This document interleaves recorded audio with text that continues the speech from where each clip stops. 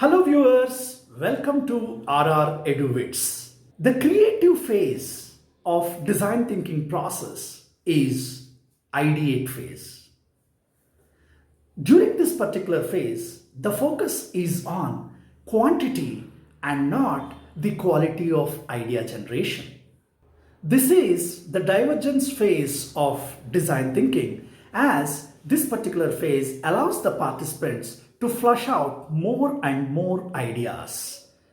This stage of design thinking comprises of three broad phases: pre-ideation, ideation, and post-ideation. Techniques during pre-ideation are future state journey map, splitting the ideation challenge, future state network map.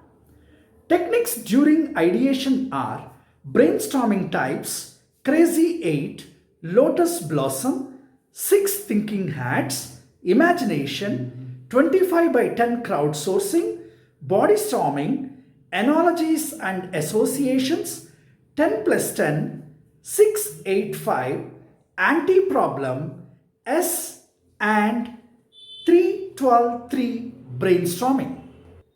Post-ideation comprises of categorization of ideas generated and arriving at the decision of selecting a particular idea for prototyping.